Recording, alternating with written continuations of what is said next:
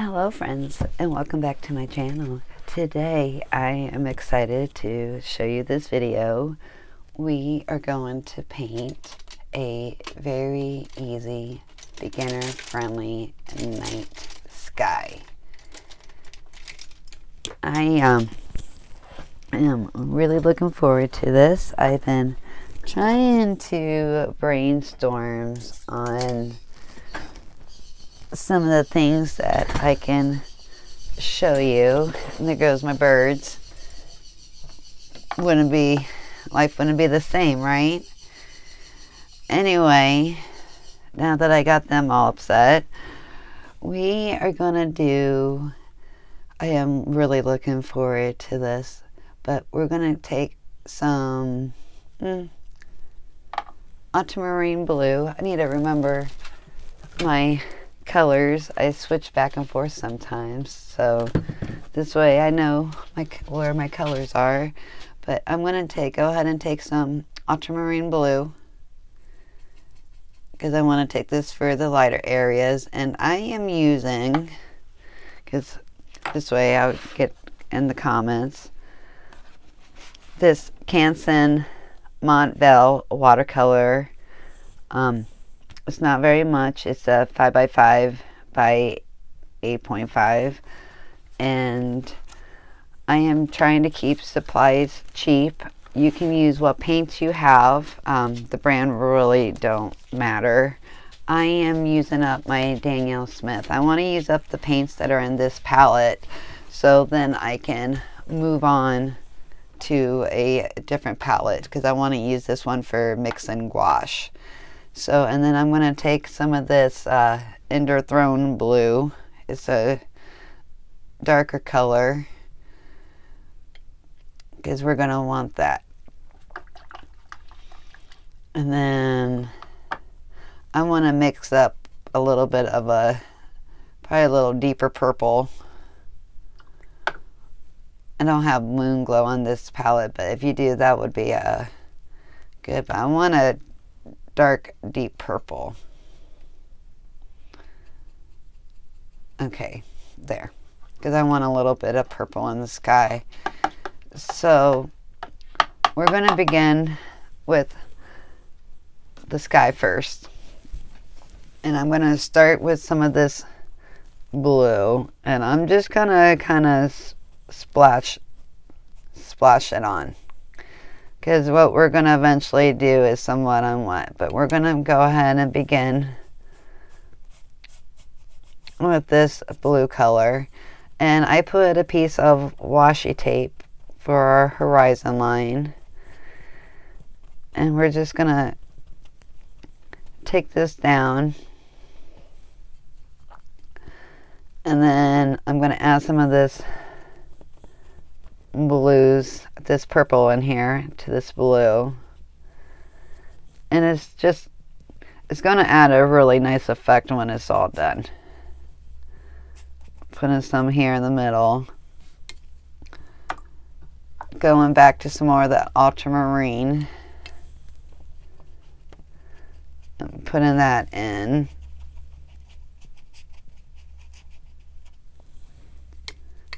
Now I'm going to take some of this darkest blue, and we're going to go ahead and work down.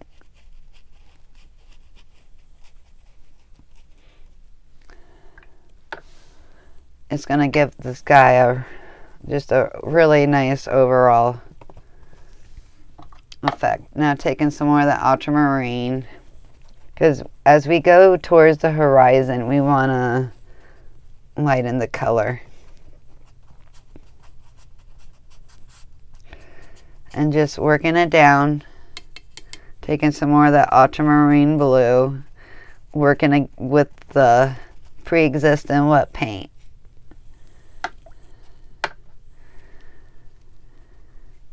And then I have some of this lavender. I'm going to go ahead and activate some of that.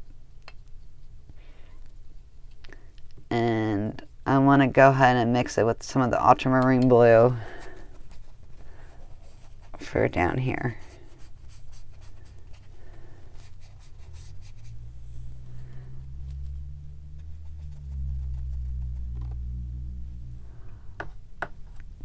And I think my paper is starting to dry a little. So what I'm going to do is very carefully trying to go right underneath it, because I do not want it to cauliflower at this point. But just kind of filling in that white spot. Now add in some of the color, but not there. And so we're gonna go ahead and we need to let that dry. Okay, and before the paint dries away, I am gonna take a kitchen towel and hopefully, if you have a quarter or a dime or something that you can wrap in a tissue, then I am gonna remove a part out for the moon. If you cannot do this, if you miss the timing, we can always go over it with gouache, but taking a tissue and then lifting up. And then I'm gonna take a little bit of a thirsty brush, which means it's a little bit wet but not all the way damp. We're just gonna try to pick up some of that. That brush isn't working, it's too much of a point. Here we go. And then this is a size 8 Princeton Aqua Elite brush.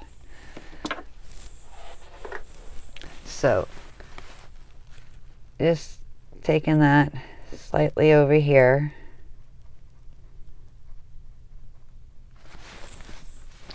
I wanted to make it more of a full moon. Okay.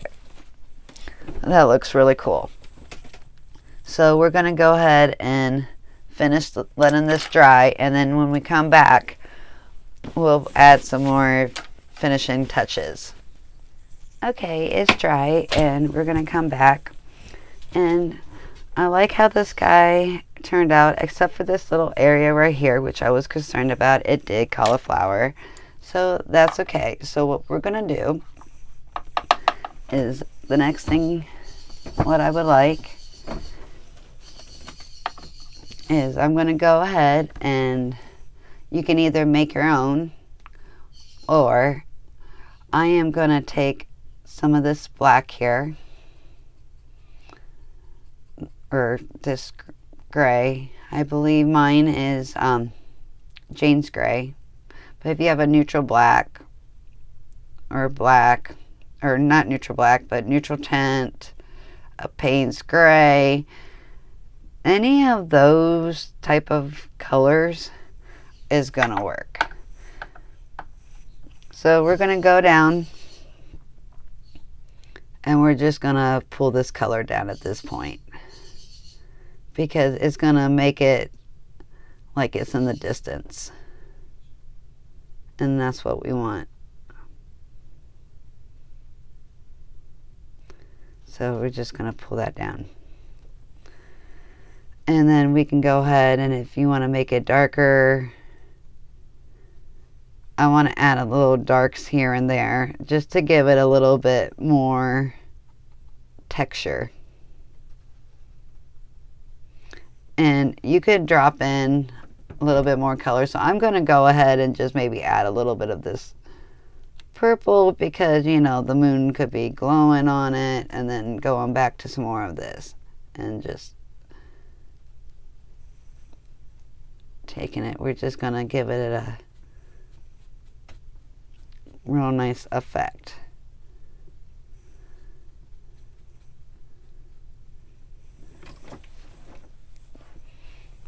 And I like how that looks. Just kind of playing around with it, letting some of that pigment move.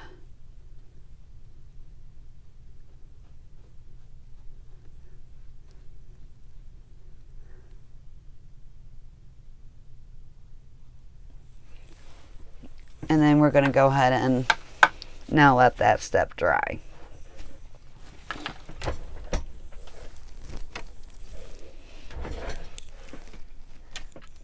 Okay, now that that's dried, we're going to go ahead on to the other side, and I am going to go ahead and thin down a little bit more of this. I want to add a little bit more of the purple, and even with a lighter layer,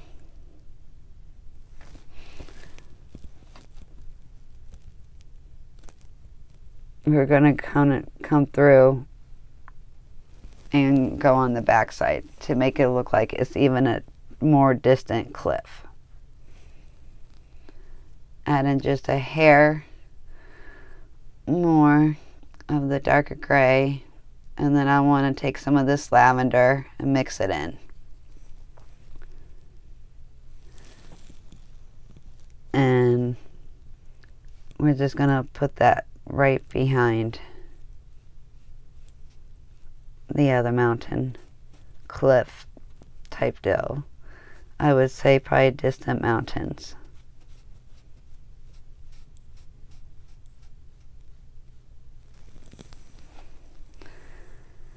And so I think I like how that's looking. Trying to keep my head out of this.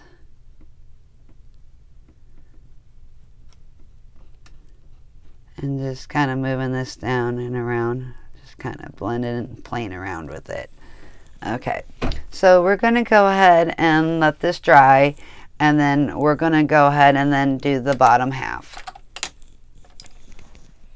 Okay, now we're going to go ahead and move that bottom tape.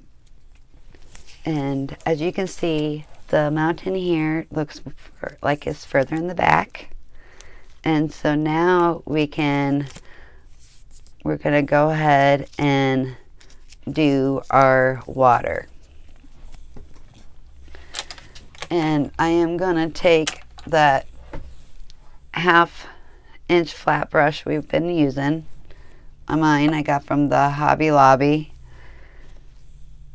And so first I want to put in some of this purplish color, because the color that's in the sky is going to reflect into the water. So I'm just going to go ahead and we want to make it look like our water's moving. So I'm leaving some gaps in between.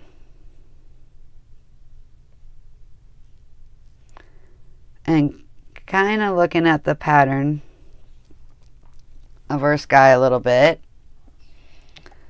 Now I'm going to go ahead and take some of that ultramarine blue and trying to leave a little bit of a white.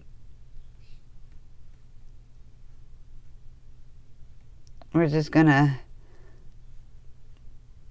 barely leave any lines.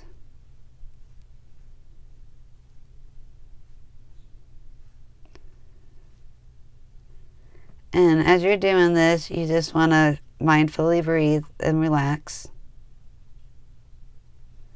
Let your worries go. Try not to think about too much. And just letting your paintbrush do the work for you. Now coming in, maybe gapping a little bit further. Because the further back, it's going to be smaller gaps. And no worries, this is looking a little rough now, but I promise you it will look like something when we're done. It just takes a minute. You go through an ugly phase before you go through a pretty phase on a painting. So we're just going to come through, work some more of that bluish purple mix. Being mindful you don't get it too wet, which I did, so I'm going to go ahead and spread that out.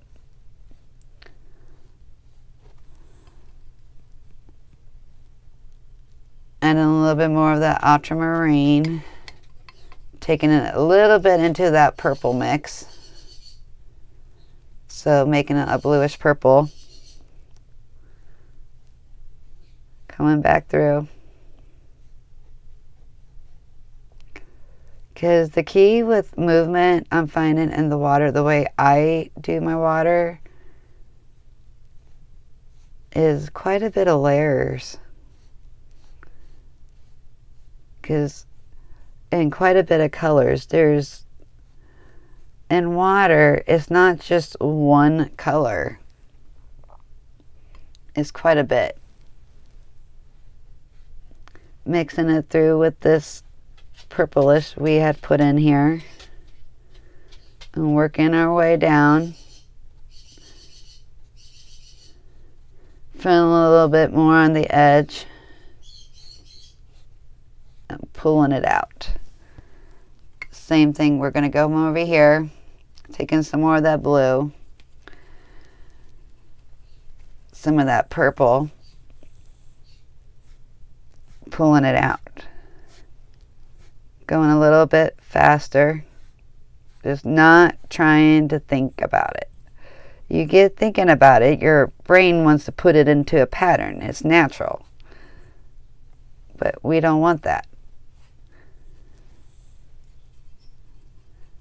We just want our paintbrush to do the process for us. Being mindful not to put too much thought into it. Just keeping it to where there's movement. Now, going on further down the paper, I'm going to go ahead and do a light coat for like an underlayer.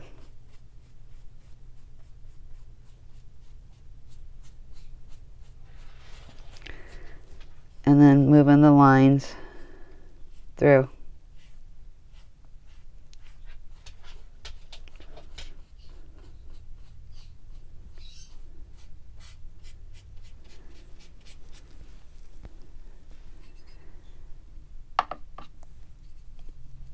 Leaving the lighter colors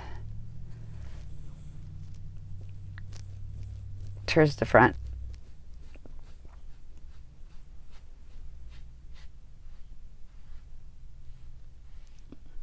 Spacing it out further.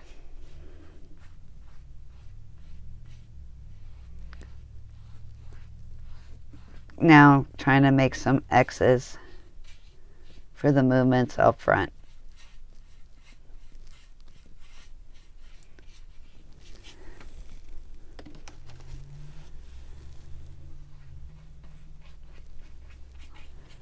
And as you can see, our water is beginning to have a lot more movement.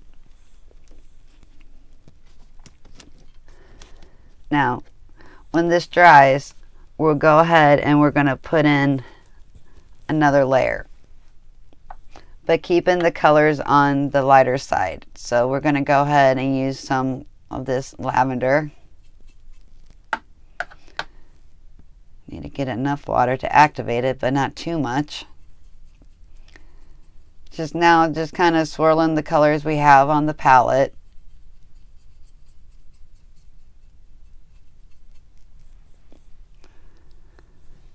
Okay. This should be dried enough, and it is. We can come back now and make our lines so it blends in with the back.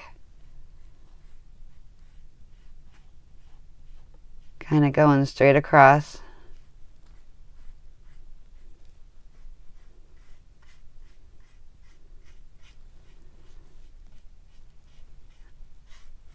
And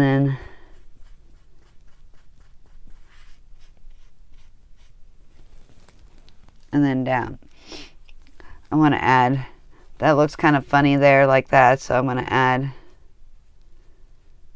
just a little bit here and there, so it don't stick out so bad. That's the good thing with water. I find it's a very, for me, I thought water was a little easier and a little bit more forgiving, because you can, especially for moving water, you can just kind of work your ways.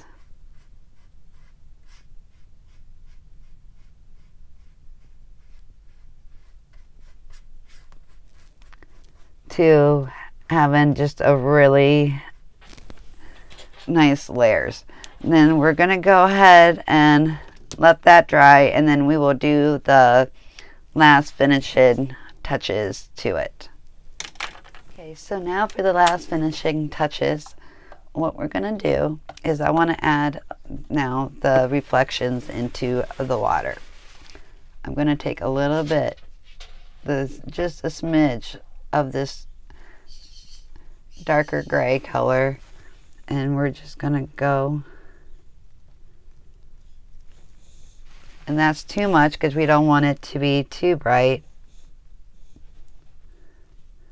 but I want to add some of this black, or not black, but this neutralish color into the water.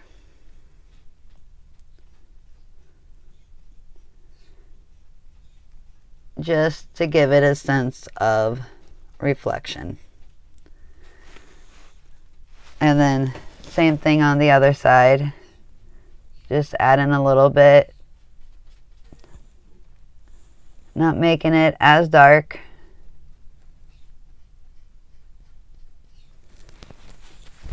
But just to show some color. Okay, very nice. So then I want to take some of my white gouache and then taking a paintbrush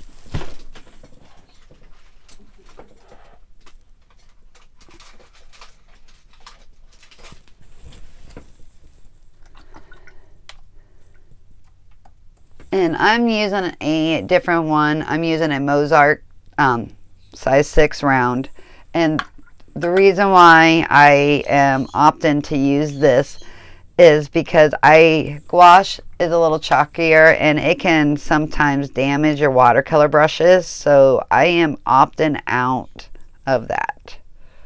So I'm just going to take what I have, and this might even be some white gesso, but you can either use white gesso, white acrylic, white gel pen, whatever you have, even white paint of some sort to do this. But I'm going to go ahead, and I think I'm going to add more white to this moon and round it up. I want it needed to, I think, a bit more color.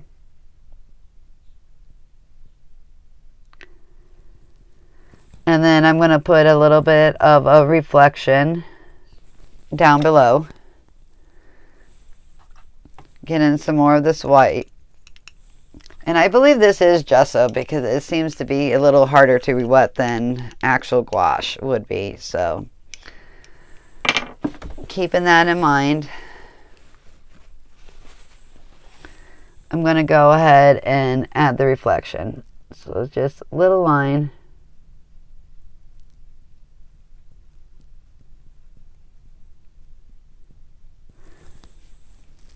To show a little bit of a moonlit glow.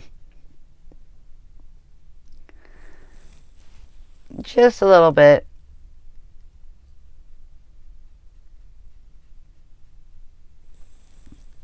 To show that reflection.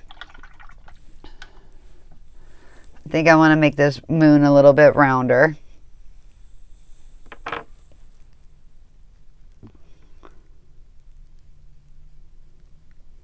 There we go. I like that.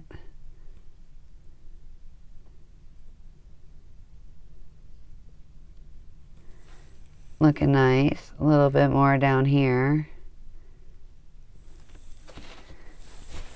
And then what I want to do is I'm going to go ahead and cover the bottom lightly because it is still wet.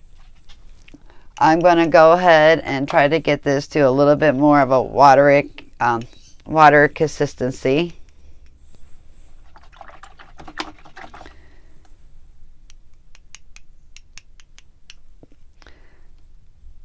And then I want to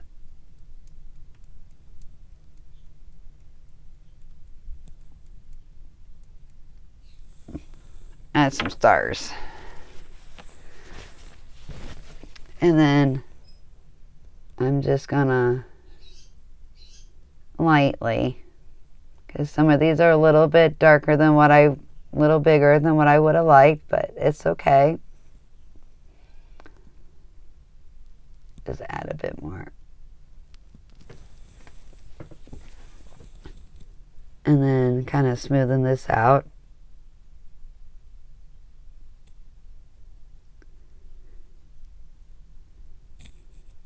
And then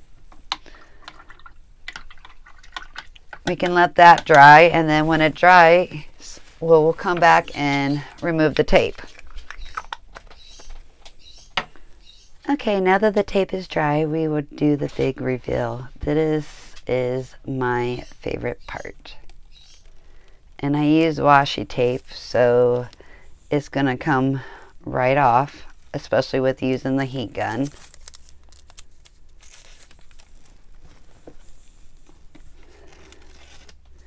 And it bled a little bit right there, but that's okay. It's in a sketchbook.